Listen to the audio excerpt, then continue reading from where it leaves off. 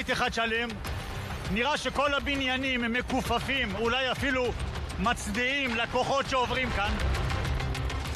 This Israeli journalist is in what is called the Netzarim Corridor. It's a route that has been blasted through the heart of the Gaza Strip by the Israeli army. It runs from the border with Israel west to the Gaza coast, cutting the Palestinian territory in two. Construction started in the first weeks of the war. Satellite images show an initial road stretching toward the coast. By February, a straight road had been built and continued to the coast. Starting in mid-February, the army began showing the corridor to Israeli media.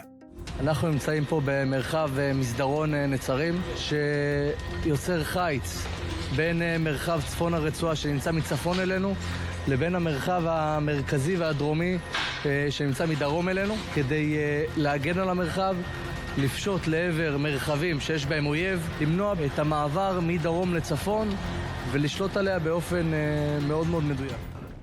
The army released images of its troops operating in the zone and diagrams showing what it called technological and administrative infrastructure to support its operations. Also visible is the shadow from an observation tower. The Israeli army has built at least 2 such towers in the zone. Olivier Passot, former liaison officer for the UN forces in Lebanon, says they are designed for surveillance. Les caméras et les émetteurs ou les récepteurs de tous ordres fonctionnent mieux lorsqu'ils sont placés haut, lorsqu'ils s'affranchissent des masques. En tout cas, les Israéliens s'emploieront à aplanir la végétation, défricher, de manière à ce qu'il y ait le moins de masques possible.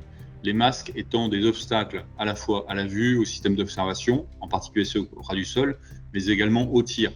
Geographers Corey Scher and Jamin Vandenhoek have been mapping damage to buildings in the zone. We're using a method that has been developed over the past several decades for mapping damage after earthquakes and other natural disasters. And we've adapted those methods and studied them to bring them into contexts of monitoring damage from war and conflict. The researchers identified buildings in the zone before the war and found that 30% of them had been damaged or destroyed by April. Among them, the Al-Azhar University. Satellite pictures show that the destruction continued into April in the village of Al-Mukhraka. Je ne sais pas dans quelle mesure ces zones seront militarisées et contrôlées par les forces de sécurité israéliennes, mais même si ce sont des zones qui ne sont pas militaires, on peut imaginer des zones tampons, c'est-à-dire des zones dans lesquelles l'habitat palestinien sera interdit ou très très contrôlé. The Netzarim Corridor takes its name from an Israeli settlement in Gaza before 2005.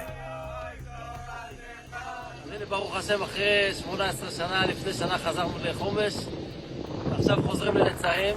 In addition to the Netzarim Corridor, the Israeli army has established a buffer zone around the edges of the Gaza Strip.